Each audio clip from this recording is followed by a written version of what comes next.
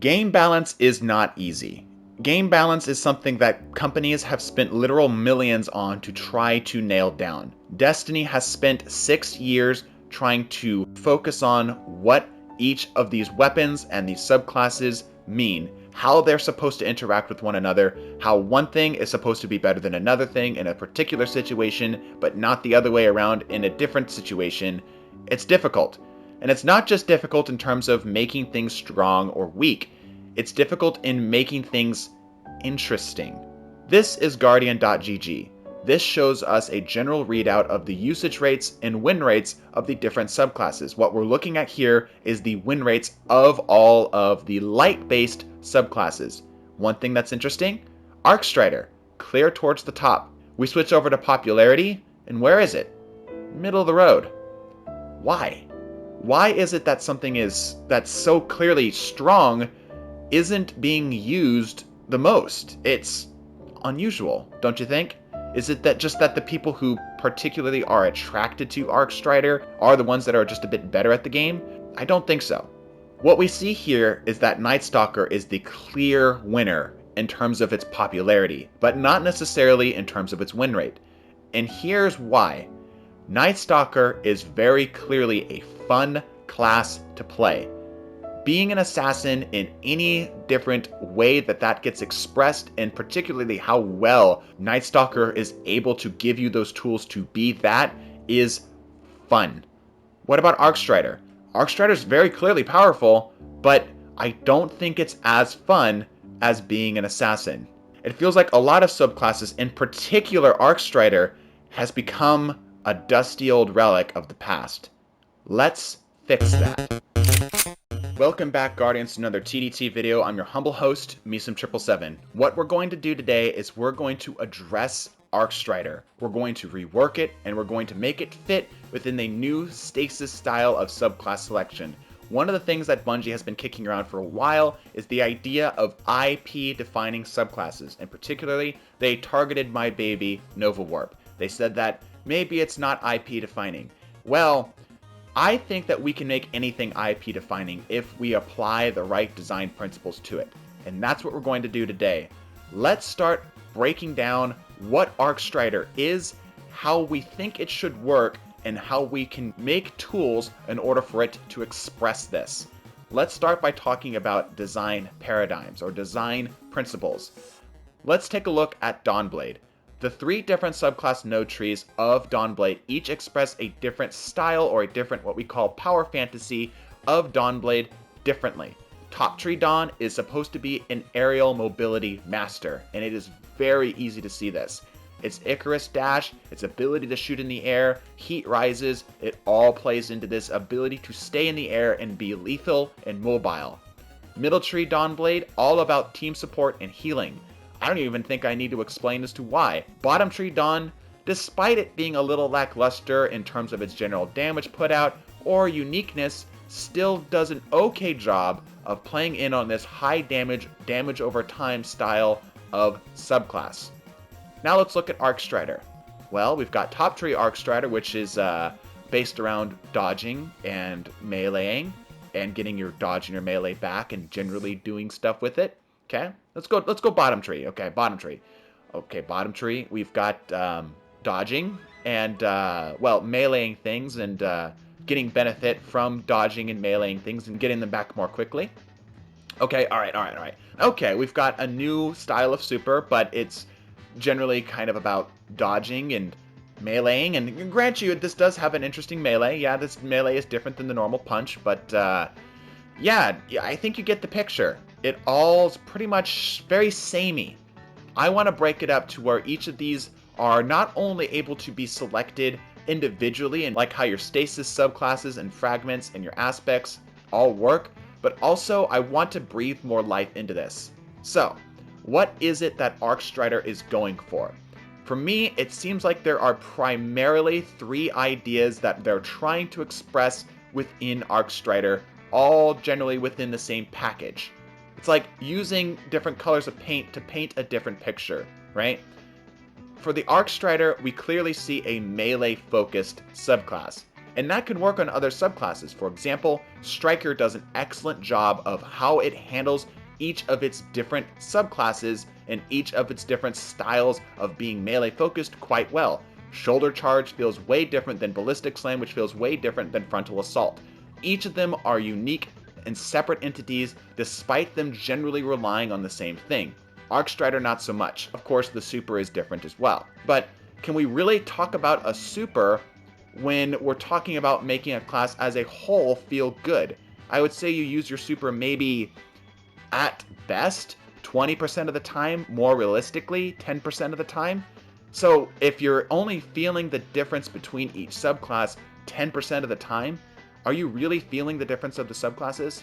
I sat down with a good friend of mine known as TheMemeOfficer. You can check the link to his Instagram and his Twitch all in the description as well as in the pinned comment. He deserves a lot of love for this. He didn't even ask for a dime in order to help visualize for you all how we're going to rework some of this. But the very first thing here that won't be immediately obvious from this top-down approach that we're looking at here from this new beautifully constructed interface that he's made for us is I want to give Arcstriders double melee charges. And on top of that, I want to cut their melee damage in half. Now, some of you might be a little concerned as to why. And here's why. I want to double the speed that Arcstriders can melee. Think about it. Instead of having the traditional punch, just like every other subclass has, you can punch twice as fast, get twice the amount of effects out of it, but you have to punch them twice the amount of times. On top of this, I would like to bake into this subclass in particular the ability to have its own unique melee animation when it is in the air. Similar to how in Apex Legends, if you are in the air and you press melee, you will kick the target. I want to have, when you are in the air with Arcstrider, also put your Guardian into a kick animation. This would allow this subclass, which what I feel is a very analogous to a monk, like a Shaolin monk, a badass, punch first, ask questions later, and punch gracefully. I think that that's a good idea to take into this, and this would really cement this fantasy. This would make, as a whole, some of the subclasses' melee features feel more interesting and unique. We can do some stuff with putting down certain cooldowns on the different melees. We can turn up how they get their melees back. There's a lot more that we can do with this. For our jumps, we've got high, strafe, and triple. I am tempted to want to put blink instead of triple jump, as I think blink and on our old friend the Arc Blade worked quite well in order to diversify it from the rest of the subclasses. But I've got a little bit of pushback on that idea in general, so I want to leave that to you in the comments as to what you think Arcstrider should have. Blink, no blink, start a fight, I'm not really sure I care. Melees. A lot of the melees we aren't going to touch that much. As a whole, we've reworked how they do melees compared to every other class completely differently. Double the melees, double the speed, half the damage. Combination blows is exactly the same. Disorientating blows, exactly the same. I think for disorientating blows and combination blows, we can maybe put a bit of a cooldown timer on them. So if you start to go into a Crouching Tiger, Hidden Dragon punch fest against an enemy Guardian, you aren't triggering the concussive effect twice, effectively burning the charge twice. Lastly, of course, we have Tempest Strike, which has gotten a bit of a rework. It can now not only do its normal run, sprint, slide, and uppercut, but it can also do this while you are in the air. So you know how Arcstrider, when you press your heavy attack button while in the air, will slam you down to the ground and damage targets around you? That's exactly what I would like to see happen on Tempest Strike. We could even to make it to when you slam down, it also does the wave effect.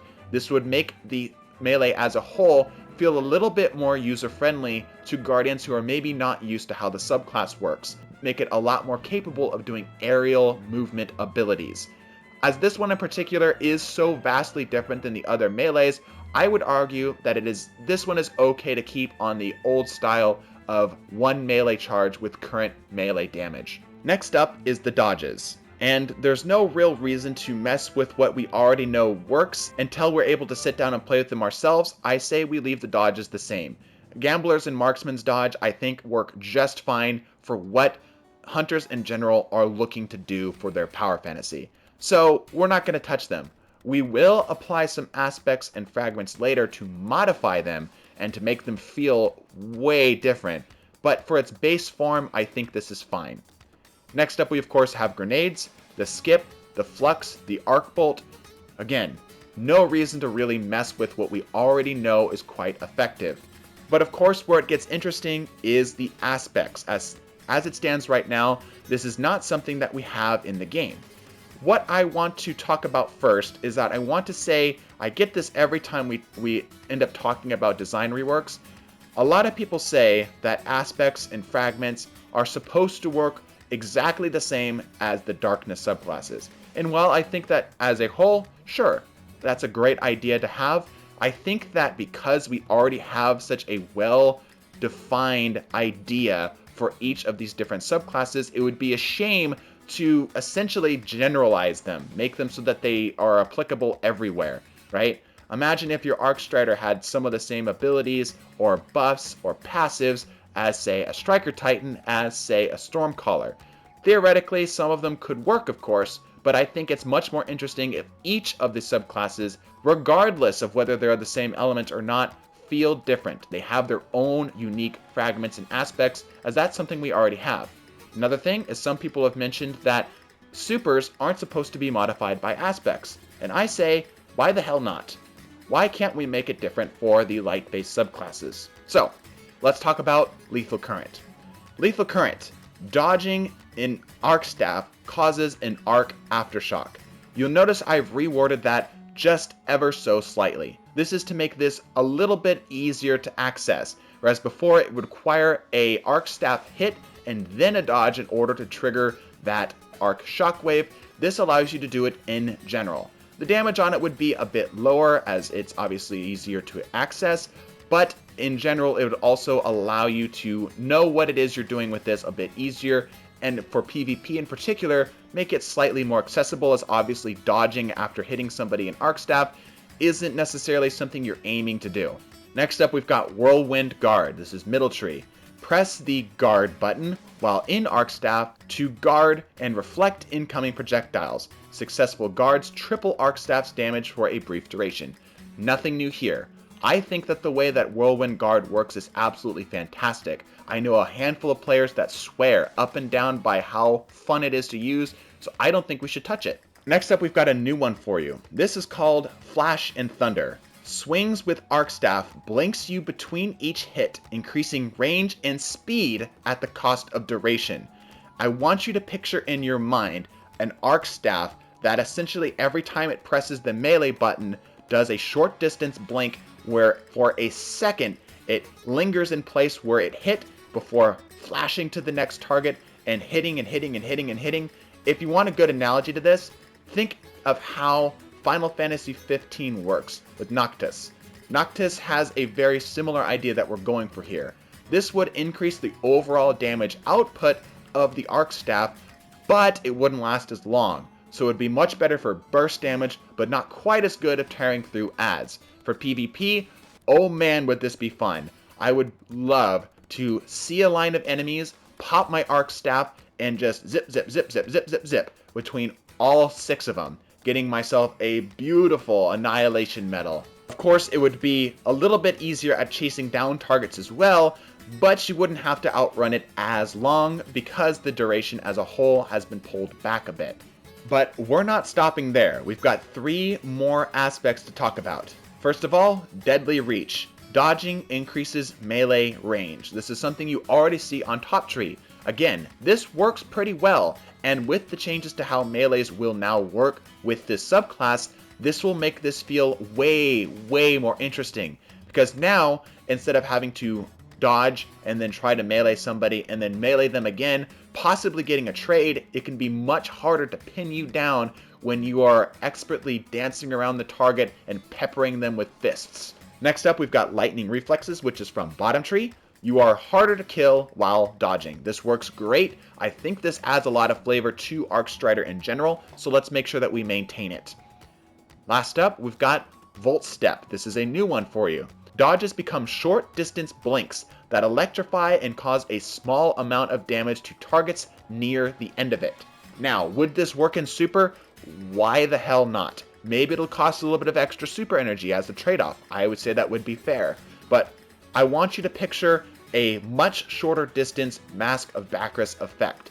Very similar to how a astrocyte level of blink distance would cover. It'd be slightly further distance than your current Hunter dodge. And of course it has the benefit that if you happen to do this towards the end, it will electrify them, which plays into some other stuff we'll see, as well as causing a small amount of damage. We're thinking nominal, like 50 damage. And because our melees are now twice the speed, this would essentially be like a free melee for this class. In general, it would still combo the same as other things, so maybe like a bow shot to the head to a bolt step near the target would be enough to kill them. So you could blink into a target, get that little bit of damage, and because you generally punch faster, you can capitalize on that damage way, way better.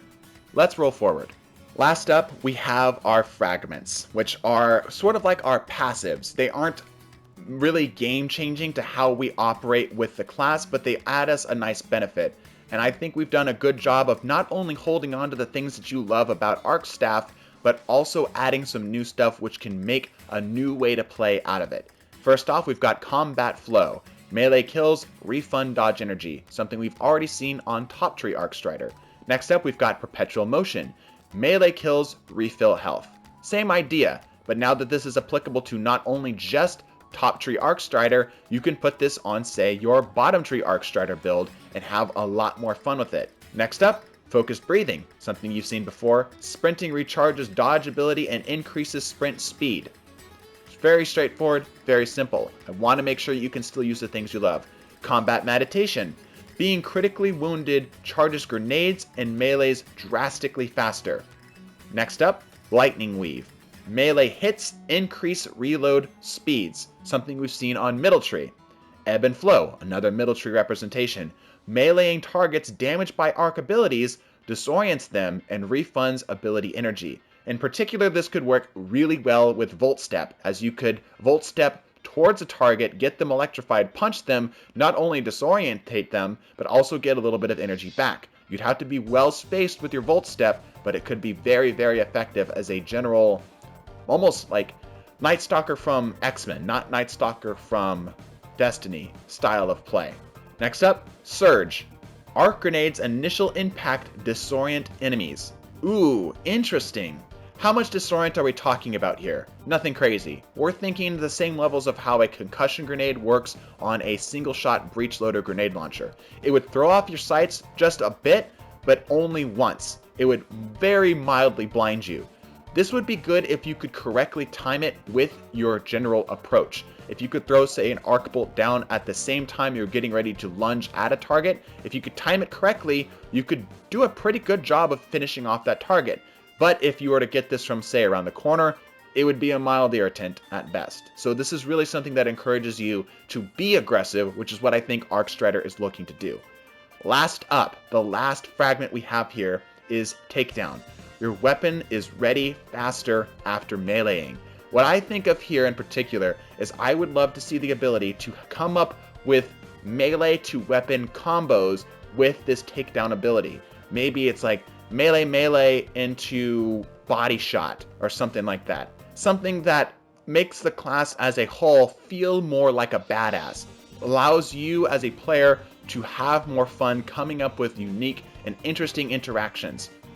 I would love to hear what you have to think of each of these ideas, and in particular, I want to hear what you could come up with for a new build within this subclass. Please do me a favor and tweet this at Bungie or at your friends, as if we get this idea spread around enough, we might actually get to see some of this in the game when they eventually roll around to actually trying to rework some of this and give us this stasis style of subclass selection. I also want to say, bit of a bombshell, I am starting a second channel. My theory is that YouTube doesn't know what to do with the wide variety of content that we put out here at TDT, so me starting my own separate channel, which you'll see some re-uploads from this channel to kind of get the channel going, I think will be generally better for it, as I feel like YouTube will have a better time suggesting my videos. Do me a favor, I'll leave a link to the channel right now. I don't think there will be any videos up as of the time of the release of this video, but if you want to support me and you want to see some more of these game design specific talks as I start to come out with them, go check out that second channel. I would love to hear your ideas of all this in general. Of course, if you're new, be sure to leave us a subscribe as it helps us out a lot as we are still very small. Liking, of course, helps us out. And thank you guys for watching. Bless your faces and deuces.